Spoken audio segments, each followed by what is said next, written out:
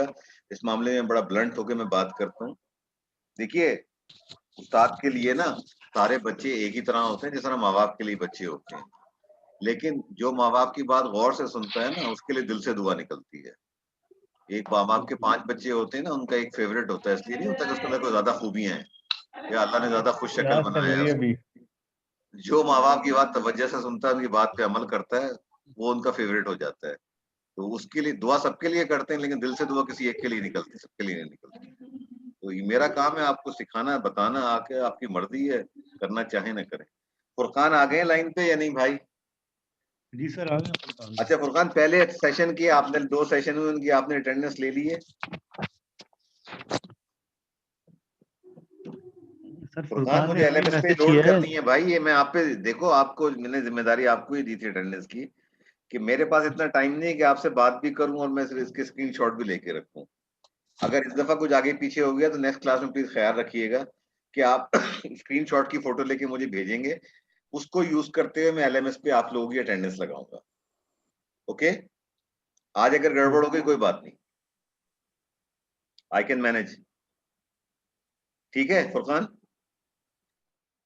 Next sir class में अगर फुरकान ने आप हमें नहीं होंगे मैसेज तो किया अगर है आप, सर। जी बोलिए। सर फुरकान ने मैसेज किया था हमें, क्लास स्टार्ट हो गई, लेकिन शायद वो अभी खुद नहीं हुआ है।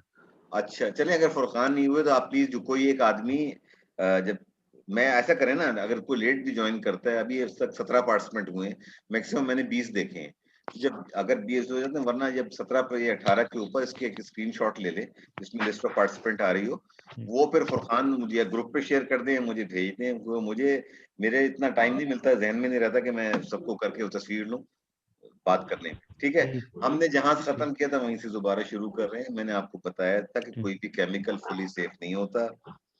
लोग समझते हैं कि पेट्रोल पंप के ऊपर, अगर आप में से अक्सर लोग बाइक चलाते होंगे, आप में से लोग गाड़ी चलाते होंगे, जब आप अपनी बाइक में तेल डलवा रहे होते हैं तो आपको एक अजीब सी मीठी मीठी सी खुशबू आती है ना, जी सर, रहता है। आ रहे होते हैं ना, वो खुशबू क्या होती है? वो फ्यूम्स होते हैं जो पेट्रोल से निकल रहे होते हैं।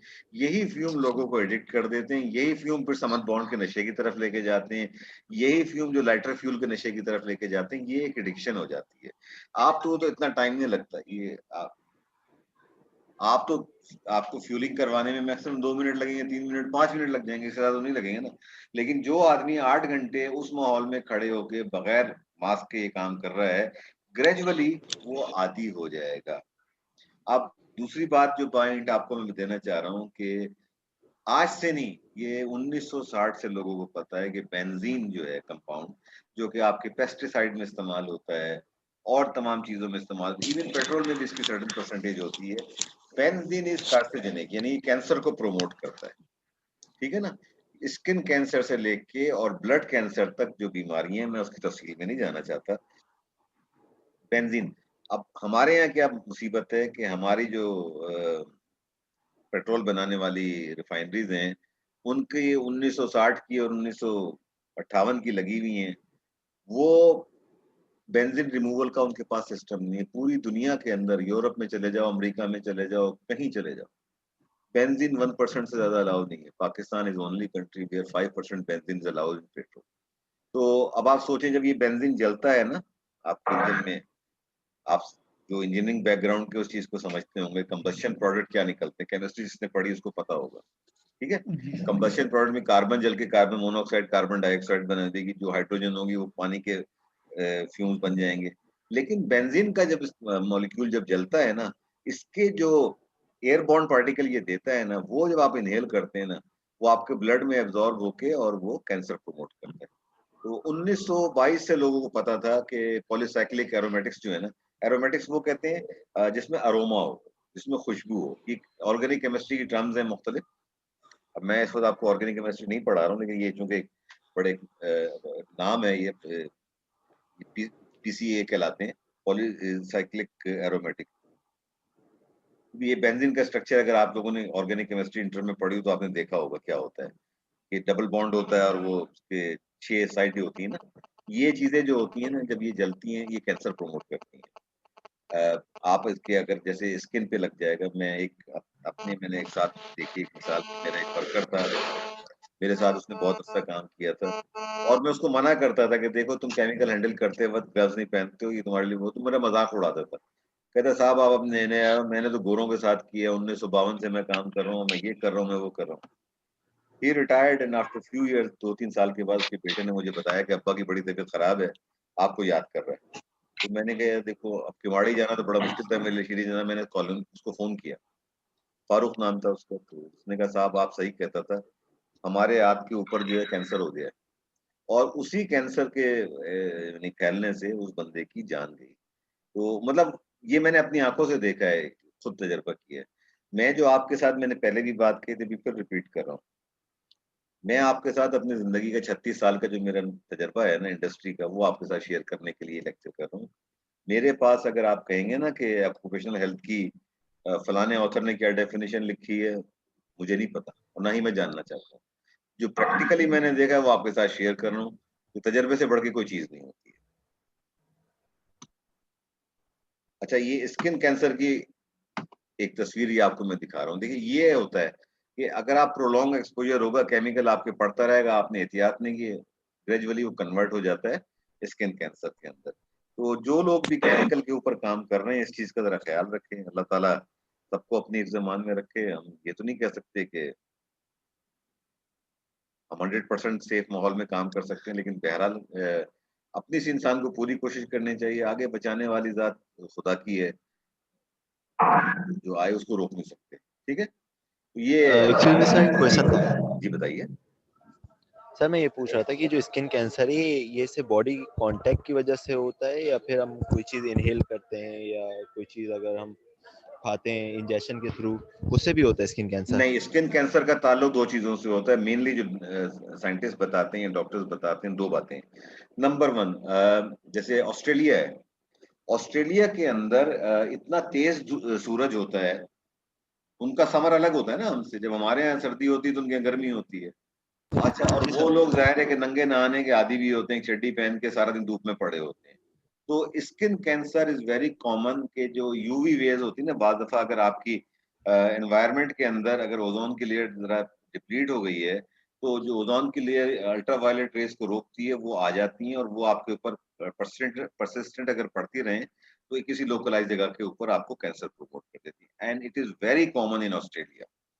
ये मेरे एक जानने वाले डेंटिस्ट हैं, उनकी मतलब साली और उनके शौहर वो वहाँ पे रहते हैं, तो उनके 2 बच्चों को ये चीज़ हो चुकी है। एक स्किन कैंसर 90% केसेज़ में आपके कॉन्टैक्ट से होता है। कोई मटेरियल आपकी स्किन को बार-बार टच कर रहा है। 1 दफ़ा टच करने से कुछ नहीं होगा, 2 दफ़ा टच करने से कुछ नहीं होगा। लेकिन कंटीन्यूअस एक्सपोज़र अगर होगा तो वो वहाँ पे डेवलप कर लेता है और सेल कैंसर है क्या? अगर आप इसकी मैं कोई डॉक्टर नहीं हूँ, लेकिन जितना मैंने समझा है इसको, आपके जिस्म के अंदर एक अल्लाह का निज़ाम है कि आपके जिस्म में सेल बन भी रहे होते हैं, सेल टूट भी रहे होते हैं। ये रुकता नहीं है, बचपन में आपका रेट ज़्यादा होता है, ज़्यादा सेल बन रहे होते हैं। मेरी एज में पहुँच के सेल के टूटने का रेट बढ़ जाता है। किसी भी जगह पे अगर आपके सेल बनने का रेट कम हो जाए और सेल टूटने का रेट ज़्यादा हो जाए, दैट इज़ कैंसर। अगर वो लोकलाइज़्ड हो गया है किसी एक हिस्से में, तो वो कह रहे थे कि लंग्स में लोकलाइज़ हो गया है, तो वो लंग्स का कैंसर कहलाता है। वो किडनी में हो जाए तो किडनी का कहलाता है। वो खून में अगर हो जाए, सेल बनना और सेल टूटने का नाम है। इसका रेशियो जब से डिस्टर्ब हो जाएगा ना, एज़ लॉन्ग एज़ आपके नए सेल बनने ज़्यादा हैं, नंबर ऑफ सेल जो नए बन रहे हैं आपके जिस्म में, वो ज़्यादा हैं, तो और टूटने वाले सेल कम हैं, तो आप महफूज़ हैं। टूटने वाले सेल की तादाद अगर बढ़ जाती है, एक सर्टेन परसेंटेज में बढ़ती है तो कुछ नहीं होता। आप इसकी मिसाल इस तरीके से ले लीजिए ना कि प्लेटलेट्स हैं ना, यानी खून के अंदर जो आपके होते हैं, जो खून को जमाने की सलाहियत रखते हैं, उसका एक लेवल डिफाइन होता है कि आपको इतना होना चाहिए। उससे जब प्लेटलेट का लेवल गिरता है, आपकी प्रॉब्लम खड़ी होनी शुरू हो जाती है। इसी तरीके से और जो इसके अंदर पैथोलॉजी में टेस्ट बताए जाते हैं, वो यही देखते हैं कि आपका जब भी आप जाके सीबीसी कराते हैं ना अपना टेस्ट, तो उसमें वो डॉक्टर जो क्या देखता है कि जी इस्नोफिल्स कितने, न्यूट्रोफिल्स कितने, ये सारे जो टेस्ट होते हैं ना, उनको देख के वो चेक कर लेता है कि जो रेंज बताई गई है एक नॉर्मल मेल की क्या रेंज होनी चाहिए, नॉर्मल फीमेल की क्या रेंज होना चाहिए, उसके अंदर अगर कोई चीज़ आउट होती है, वो देखता है किस परसेंटेज से आउट है। अगर ज्यादा आउट होती है तो आपको ट्रीटमेंट पे डाल देता है, कम आउट होती है तो कहता है इस चीज की एहतियात करो, तुम सही हो जाओगे। That is how it is.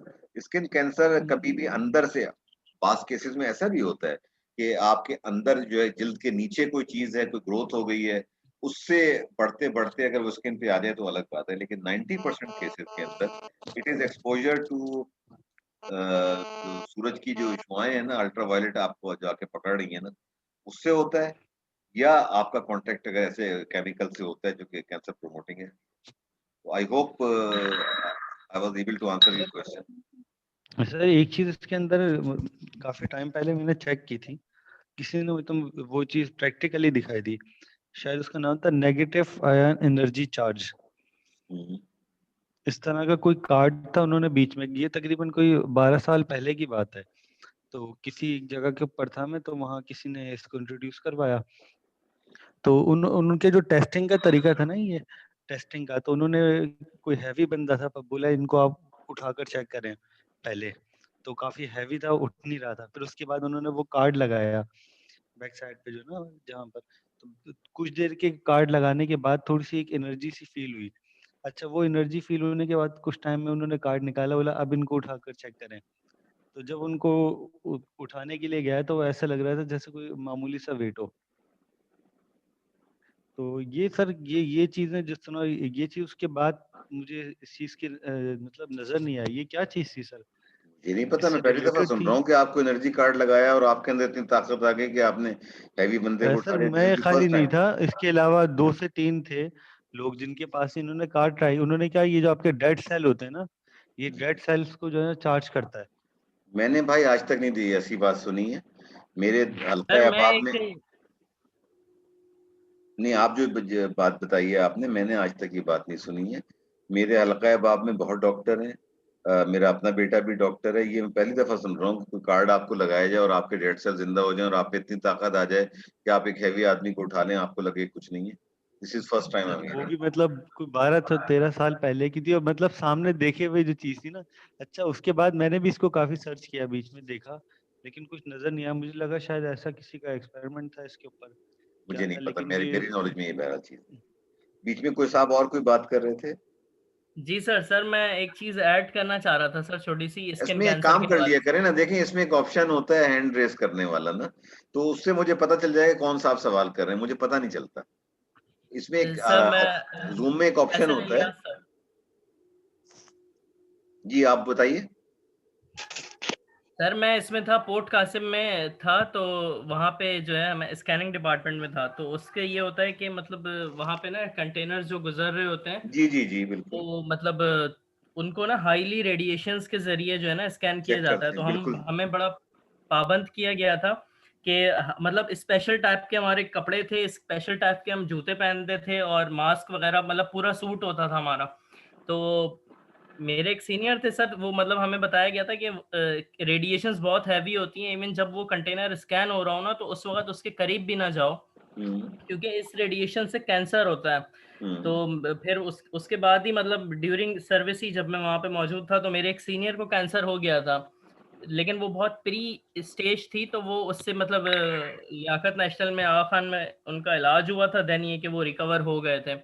तो सर बात मैं वही आपकी बात में ऐड कर रहा था कि सिर्फ केमिकल को हाथ लगाने से नहीं होता, मतलब ये कि ये जो रेडिएशंस है इनसे भी हो जाता है, जो क्योंकि वो इतनी शार्प रेडिएशंस थी कि जो कंटेनर के अंदर मतलब उसको, क्योंकि खोलने की इजाजत नहीं होती है, वो जी किसी जी जो प्राइवेट बंदे का उसके अंदर प्राइवेट सामान बंदे होता का है। नहीं, बेसिकली अमेरिकन के जो आ रहे थे ना अफगानिस्तान वार के अंदर, उनके लिए था वो।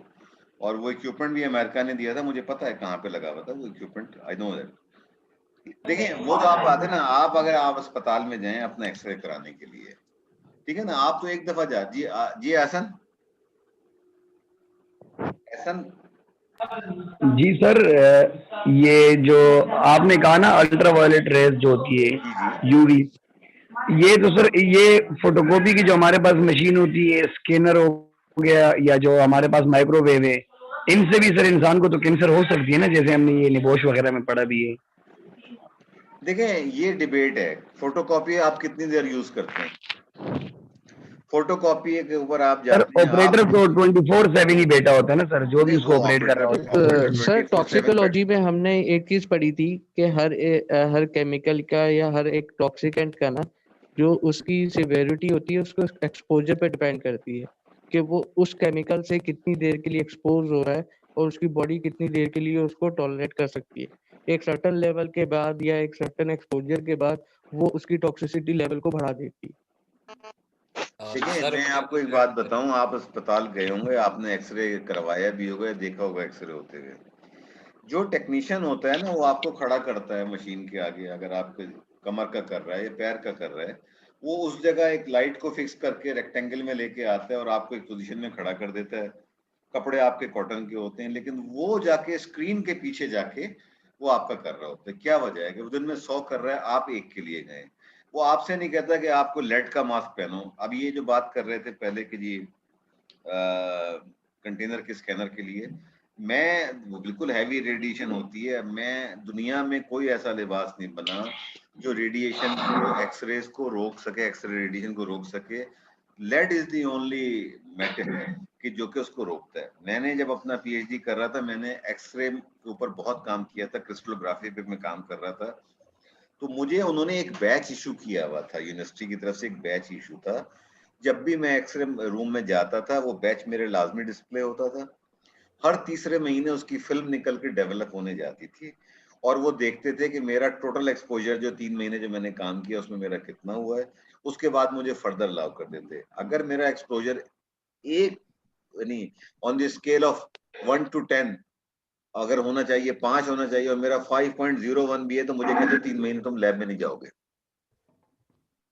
इतनी वो एहतियात करते हैं। तो वो बैच एक फिल्म होती है जिसके ऊपर जब आप एक्सरे रूम में काम करते हैं तो उसको रेडिएशन को उसके ऊपर जाती रहती है। 3 महीने के बाद उसको डेवलप करके वो देखते थे और बताते थे कि आपकी पोजीशन जो है ये है।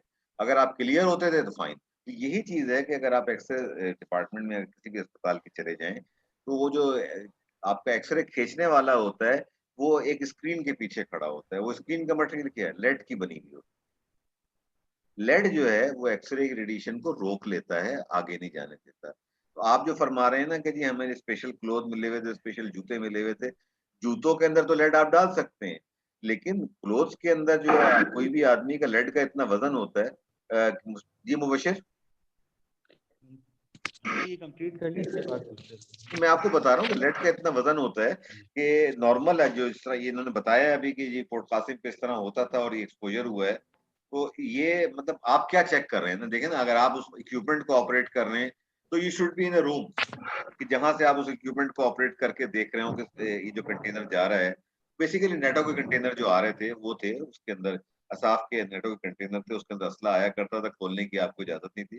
तो उसके आप एक्सरे से देखते थे कि कोई ड्रग्स तो नहीं जा रही, कोई ऐसी चीज तो नहीं जा रही। अभी 2 लोगों ने हाथ उठाए हुए, पहले जो भी मुबशिर साहब आए थे वो पहले बात कर लें, उसके बाद सेकंड का नाम नहीं आया, वो अब बात कर लें। अच्छा सर, इसमें जैसे आपने हॉस्पिटल से रिलेटेड बात की है एक्सरे से, हॉस्पिटल में एक चीज ये भी है कि एनवायरनमेंट की जो एयर है, जैसे अगर हम अब किसी ओपीडीज वगैरह के अंदर जाते हैं या कोई एनवायरनमेंट ऑपरेशन थिएटर्स वगैरह के अंदर जाते हैं, तो खास तौर पे जो जिना और कार्डियो वाला हिस्सा है, आगा खान में तो बहुत अच्छा मतलब इसका अरेंजमेंट है।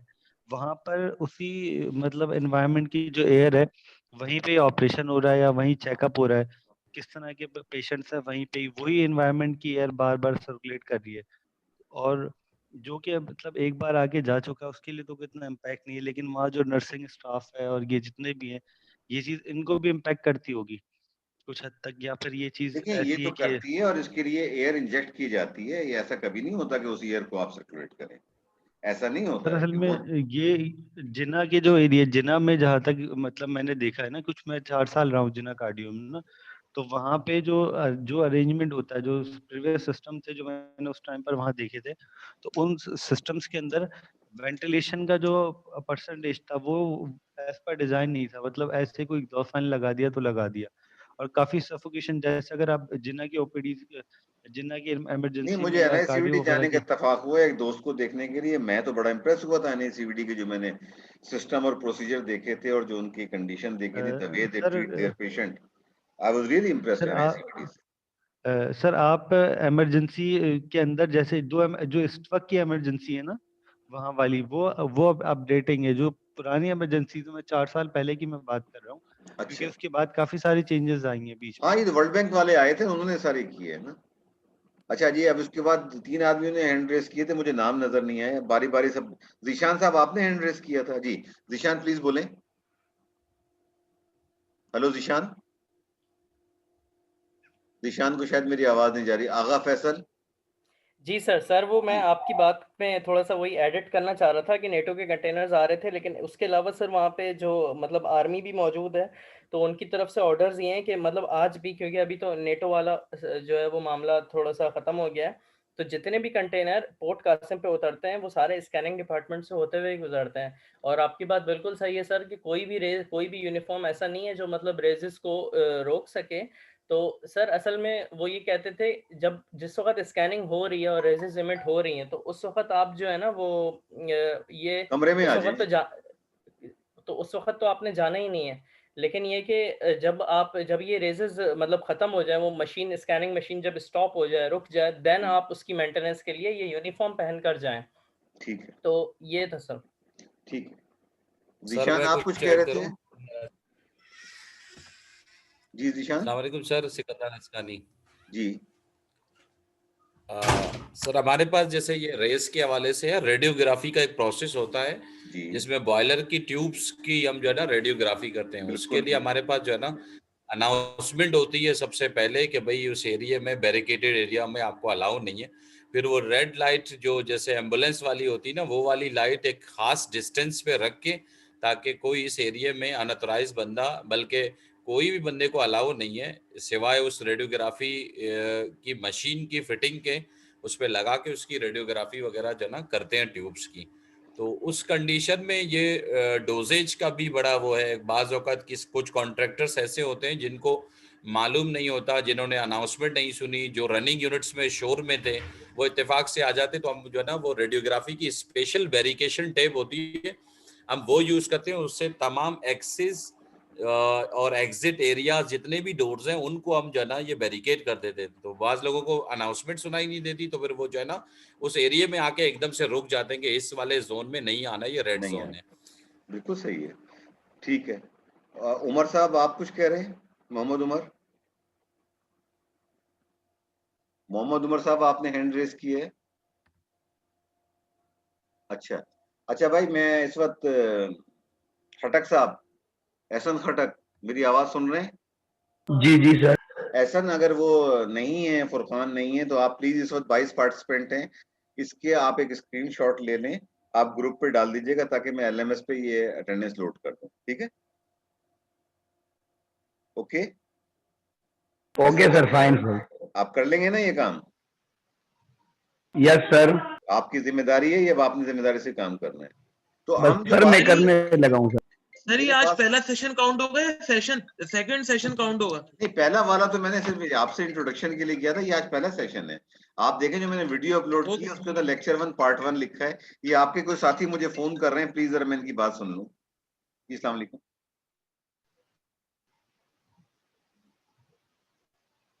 अच्छा, नहीं फुरकान देखो मैंने एहसन की नहीं अभी जो 22 आदमी हैं ना, पहले सेशन में कितने थे? ये जो सेकंड तो आप ऐसा कीजिएगा फिर मुझे प्राइवेटली भेज दीजिएगा मेरे नंबर के ऊपर, वरना इन सब दोनों सेशन की, फर्स्ट की भी, सेकंड की।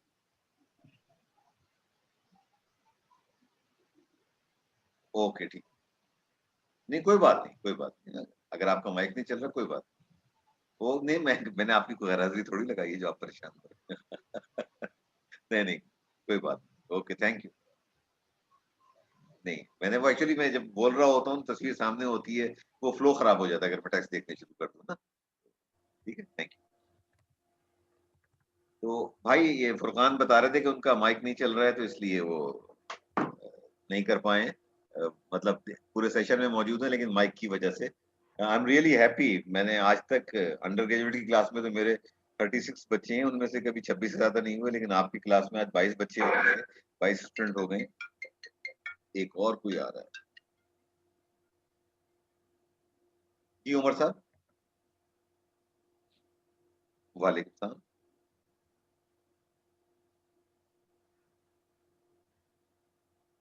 ओके, कोई बात नहीं, कोई बात नहीं, कोई बात नहीं, कोई बात नहीं, कोई बात नहीं। हाँ जी, सवाल आप कुछ पूछ रहे थे, अगर सवाल है तो बता दो।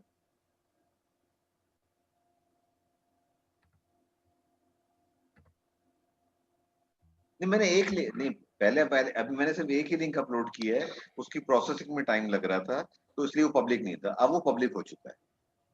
ठीक है ना? आप आज ना देखिए, आज रात में देखिएगा, जब तक मैं सारे डाल दूंगा, फिर आप देख लीजिएगा।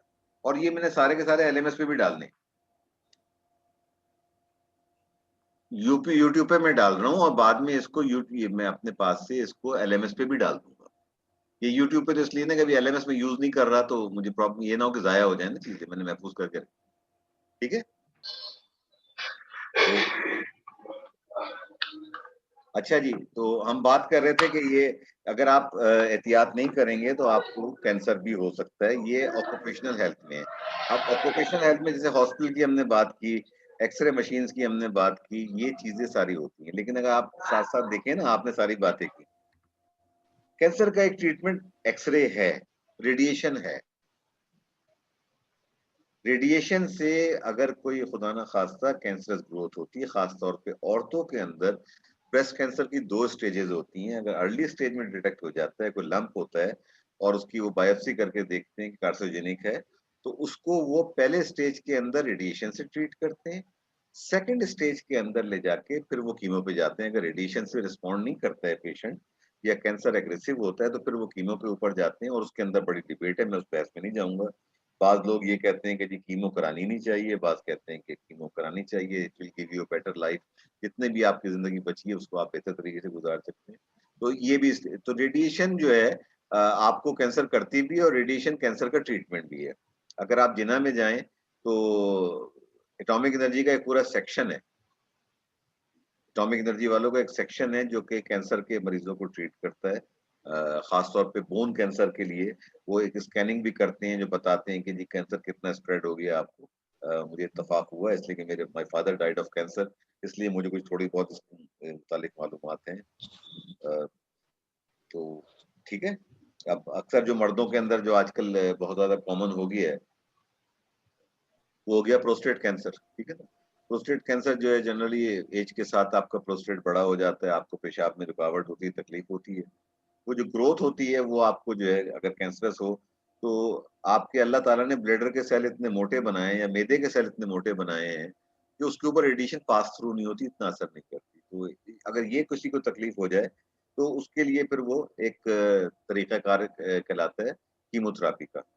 तो कीमोथेरापी लोकलाइज भी होती है और एक जनरल बॉडी के अंदर भी होती है। अच्छा, अब मेरे पास इसने फिर दे दिया मैसेज कि 10 मिनट के बाद मुझे लॉग आउट कर देगा, तो again I will take a break, और उसके बाद मैं चौथे सेशन के लिए आऊंगा। अभी हम कंटिन्यू करते हैं। भाई अगर आप में से मुझे कोई $19 दे दे तो मैं इसको अपग्रेड कर लूंगा। ये $19 मांग रहा है मुझसे, मैं खर्च करने के लिए तैयार नहीं हूँ, क्योंकि आपकी यूनिवर्सिटी इतने पैसे नहीं देगी। ठीक है। सर मैं अच्छा, तो ये कह रहा था कि 14 सेशन क्या 22 सेशन में खत्म कर दें सर अब तो। देखो भाई, मेरी जिम्मेदारी है कि आपको 3 घंटे पढ़ाऊं। अगर आप कहते हैं मैं इसके 3 सेशन के बाद खत्म कर दूंगा। वैसे भी 9 बज गए। हमने आज एक्चुअली लेट शुरू हो गया था, मेरे साथ कुछ गड़बड़ हो गई। सुबह जो मैंने लिंक भेजा था आप लोग उसको रीड नहीं कर सके, आपको प्रॉब्लम आ गई थी, तो मुझे दोबारा लिंक बना के भेजना पड़ा, उसमें कुछ टाइम जाया हो गया था।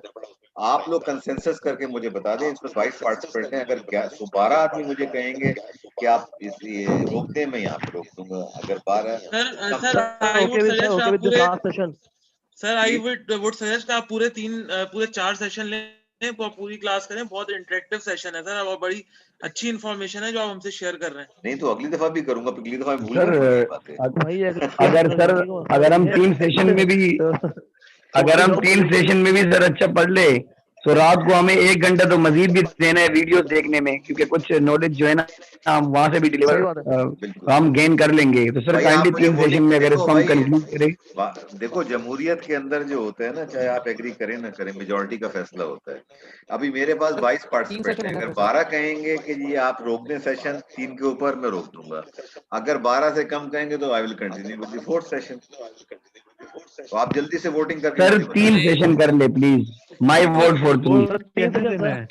चलें, Chat कर दो। ओके। तीन आज मैं सेकंड करके है। आज मेरी भी गलती है कि मैंने आपको लिंक सही नहीं भेजा था नेक्स्ट क्लास के अंदर। और मैं एक बात आपको बता दूं, जरा ज़हनी तौर पे तैयार रहिएगा कि मैं हो सकता है बाद हफ्तों में मुझे 2 क्लासें करनी पड़े, इसलिए कि जो टाइमलाइन मुझे बताई है उसामा ने, तो मार्च तक तो मैं आपकी 14 क्लासेस नहीं कर सकूंगा।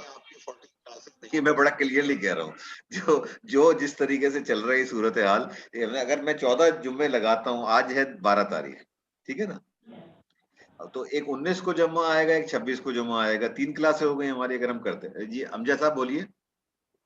सर वो तो जैसा अभी आपने कहा ना कि मार्च तक हमें 14 क्लासेस करनी पर वो तो इंशाल्लाह हम लोग सर अंडरस्टैंडिंग से एक दिन में 2 भी रख सकते हैं, 3 भी रख नहीं, सकते हैं एक ना। दिन में 2 वो क्लास तो हम कभी लोग नहीं होती। No no no mutually. No Amjad, एक दिन में कभी 2 क्लासें नहीं होती हैं। अगर जी आप सर। एक क्लास 3 घंटे, आपको वो दिन मुझे देना पड़ेगा जिस दिन आपकी कोई और क्लास ना हो।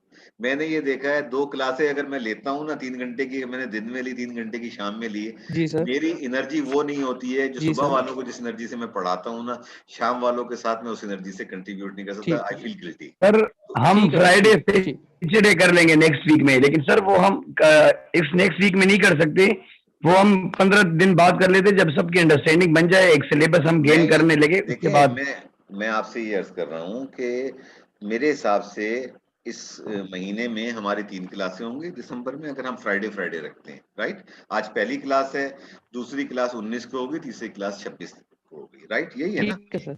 नहीं सॉरी, 25 दिसंबर को पड़ रहा है फ्राइडे, तो 25 दिसंबर को सर आपको मेरे लिए सैटरडे। टाइम निकालना पड़ेगा। सर सैटरडे को करें ना क्लास। सर नहीं, सैटरडे Friday को- सैटरडे आपका फ्राइडे नहीं है, वो पॉसिबल नहीं नहीं, होगा सर, ऑफिस है। वो हिम्स वालों का मसला है, आपका मसला नहीं है। वो हिम्स की क्लास फ्राइडे को पड़ रही, आपकी सैटरडे को क्लास है। तो मेरे, आप देखें ना, आज 12 तारीख है ना, 19 और 26 इस महीने में 3 क्लास होंगी। फिर इस तरीके से जनवरी में 4 सैटरडे पढ़ेंगे, 7 क्लासें हो गई। फरवरी में 4 पढ़ेंगे, 11 क्लासें हो गई। तो मुझे 14 करनी है मार्च में, और उसमें आपका मिड टर्म भी शामिल है, इसमें आपका जो है फाइनल भी शामिल है। और प्लीज, जो मैंने आपको असाइनमेंट की बात की है, मुझे एक सेशन के अंदर अगर आप 22 स्टूडेंट हैं, 15 मिनट की मैं आपको दे रहा हूँ एक को, तो मैं पूरे 3 घंटे के अंदर मैक्सिमम 6 या 7 कवर कर सकूंगा। तो मुझे 2 या 3 क्लासेस इसके लिए चाहिए ताकि आपके 20 नंबर को मैं आपको नंबर दे सकूं ना उसके। सर वरना मैं अगर इसमें मैंने कुछ क्विज बोल लेने सकता शुरू हूँ? कर दिए तो आप लोग मुश्किल में आ जाओगे। I do not want to sir do इसमें दैट। कुछ सर कुछ एक बात मैं आज कैटेगरी आपको भी बड़ी है। क्लियर बता रहा हूँ, कुछ लोग हैं मौजूद, कुछ लोग नहीं है। हमारी 2 जो बच्चियां हैं, उनकी मुझे आवाज नहीं सुनाई दी। I don't know whether they are present और नॉट। नाम आए थे उनकी, शुरू में मैंने देखे थे, लेकिन ना उन्होंने अपने आप को हिमजा। इंट्रोड्यूस कराया, ना मैंने उनकी आवाज सुनी है। मैं एक बात बड़ी सर क्लियर, वो मैं इंट्रोडक्शन दे रही थी लेकिन मेरा माइक बंद हो गया। अल्लाह, मैं चाहता हूँ खुदा के वास्ते आप लोग अपने सब अपने माइक सही कर लें। अगर मैं आपकी आवाज नहीं सुनूंगा, कम्युनिकेशन के 2 तरीके होते हैं बीबी। वन साइडेड जी कम्युनिकेशन सर। को कहते हैं मोनोलॉग, और जब 2 साइडेड कम्युनिकेशन होता है इसको कहते हैं डायलॉग। नॉलेज का ट्रांसफर डायलॉग से होता है, मोनोलॉग से कभी नहीं होता। जी सर। ठीक है, ये चीज जरा जहन में रखिएगा आप अपने। तो प्लीज आप, मैं जो अभी, मैंने अभी इन लोगों की बात मान ली है, खास तौर पे ऐसा नौकरी करके आया है, तो कासिम से आया है, बहुत थका हुआ लग रहा है, and I really like him. और मैं सभी बच्चों को अपने बहुत पसंद करता हूँ जो मेरे साथ काम करते हैं। मेरे फैमिली मेंबर्स हैं सब आप लोग। मैं एक बात बता दूं, मैं अभी at the point of repetition ये कह रहा हूँ, मैं बड़ा लिबरल टीचर हूँ। मैं कभी भी मैं लोगों को जज नहीं करता। जब खुदा मुझे जज नहीं करता, मेरे पास कोई इख्तियार नहीं कि मैं इंसानों को जज करूं। ठीक है, मैं सिर्फ बहुत एक अच्छी चीज बात पे, है। बस मैं एक चीज पे जज करता हूँ कि आपको अल्लाह ने अकल दी है, आपको एक जिम्मेदारी दी है। आप में से बहुत सारे बच्चे ऐसे हैं जो अपनी हार्ड अर्न कमाई में से हमदर्द को फीस दे रहे हैं। तो अगर आप इंटरेस्ट नहीं लेंगे तो मुझे तकलीफ होगी। मैं ये नहीं चाहता कि आप ऐसा करें। मेरी आपसे दरख्वास्त ये होगी कि जितना आप मुझसे सवाल पूछेंगे, मैं कोई अक्ले कुल नहीं हूँ, मुझे सब कुछ नहीं आता। मुझे, मैं ये अभी भी ये बात कहता हूँ कि आइंस्टाइन ने का कौल है, कभी पढ़िएगा उसको आप। वो कहता है knowledge is inversely proportional to ego. जितनी आपकी नॉलेज ज्यादा होती है इतनी ईगो कम होती है, और जितनी आपकी नॉलेज कम होती है उतनी ईगो ज्यादा होती है। ईगो इंसान को लर्निंग से रोक देती है। जितनी आपकी ईगो स्ट्रांग होगी, आपकी लर्निंग एबिलिटी 0 होती चली जाएगी। तो अपनी ईगो को कम रखिए। स्टीफन हॉकिंस से बड़ा साइंटिस्ट इस सदी में तो कोई नहीं गुजरा ना। मैं अपनी बात पूरी कर लूं, फिर मैं आपकी बात सुनूंगा जिन्होंने हैंड रेज की है। मेरे पास सिर्फ 2 मिनट बाकी हैं। स्टीफन हॉकिंस ने अपनी एक लेक्चर में ये कहा था कि जितना मैं कायनात को स्टडी कर रहा हूँ उतना ही मुझे पता चलता है कि मुझे कुछ भी नहीं आता। यही बात आइंस्टाइन कहता था कि जितना मैं कायनात को स्टडी कर रहा हूँ मैं इस नतीजे में पहुंचा हूं कि मुझे कुछ नहीं आता। तो मैं भी आपसे ये दावा कर रहा हूँ कि मुझे कुछ नहीं आता। आपके साथ मिलके मैं सीखूंगा। अगर आपको कोई ऐसा सवाल होगा जिसका मेरे पास जवाब नहीं होगा तो मैं आपसे वादा करता हूँ कि आई विल गो बैक, किताबें पढ़ूंगा, रिसर्च करूंगा, I will come back and answer you. 2 सवाल जल्दी से पूछ ले, मेरे पास सिर्फ 2 मिनट बचे हैं। जी सर वो सर सुकरात का भी कॉल था कि मैं इतना कुछ जानता हूँ कि मैं कुछ नहीं जानता। बेशक, ये बिल्कुल सुकरात ने ये बात कही है, बिल्कुल कही है। और दूसरा किसने हाथ उठाया था भाई? जी सर मैं फैसल सर वो फैसल। आपने जो उसकी जी सर आपने जो भी बात की ना एक्स्ट्रा क्लासेस की, सर हमारे सर थे लास्ट मतलब इससे पहले वाले सेमेस्टर में, पिछले सेमेस्टर से पिछले सेमेस्टर में सर यावर, तो वो एक्स्ट्रा सेशंस ऐसे लेते थे सर कि मतलब वो अपनी जो हमारी रूटीन की क्लास होती थी ना इसमें ही वो 1 घंटा एक्सटेंड कर देते थे। तो गर्ज ये कि जब अलग से जैसे क्योंकि सारे ऑलमोस्ट जॉब वाले हैं सर, तो जब कोई बंदा मतलब एक्स्ट्रा टाइम निकालेगा या मतलब ऑफिस की उसकी, और जाहिर सी बात है ये चीज आपके साथ भी होगी सर। देखो भाई, तो मेरी बात उसमें मेरी ज्यादा बात मुश्किल आ जाएगी। मेरे भाई मेरी एक बात सुन लो। 25 दिसंबर को छुट्टी है ना, आपकी क्लास नहीं होगी ना? 25 दिसंबर गजरेट हॉलीडे है ना, जी या सर आपकी बिल्कुल, क्लास होगी? उसमें तो हाजिर है सर, हाजिर है सर बिल्कुल। मैं 25 ये कह रहा हूँ दिसंबर तो सही है सर। 25-26 अगर हम 2 सेशन कर लें, 25 को जुमे को कर लूं, ठीक है? जी सर 25 बिल्कुल। और 26 को मैं कर लूं आपके साथ, तो इस तरह हम मेकअप कर लेंगे। मैं ये चाह रहा हूँ कि आपकी जो प्रेजेंटेशन का असाइनमेंट है ना, ये मुझे आपके इस 20 नंबर की ज्यादा परवाह है। मेरे पास सिर्फ 1 मिनट रह गई है, मैं अभी खत्म कर रहा हूँ। बिल्कुल देखिए, मैं आपको सही है यहाँ सर। पे छोड़ रहा हूँ, मैं कोई हार्ड एंड फास्ट रूल नहीं बना रहा। आपसे मैं सिर्फ ये दरख्वास्त कर रहा हूँ कि आप लोग सोच लीजिएगा। अब ग्रुप आपका बन गया है ना, आप इसके ऊपर आपस में तबसरे कर लें, राय ले लें। मुझे बहरहाल 14 सेशन करने का हुक्म दिया गया है, तो मुझे वो 14 करने हैं, ठीक है? मेरे पास अब लेस देन 1 मिनट रह गया। मैं आप सबको खुदाफिज कह रहा हूँ। अल्लाह ताला आपको अपने हिफ्ज़-ओ-मान में रखे। और एक बात अगेन, जिनके वालिदैन हयात हैं, प्लीज प्लीज प्लीज अपने वालिदैन का ख्याल रखिए, उनकी सुनिए बातें। मैं अपने सबसे ये कहता हूँ कि कासिम अली शाह को सुनने से बेहतर है अपने अब्बा की गुफ्तगू सुनो।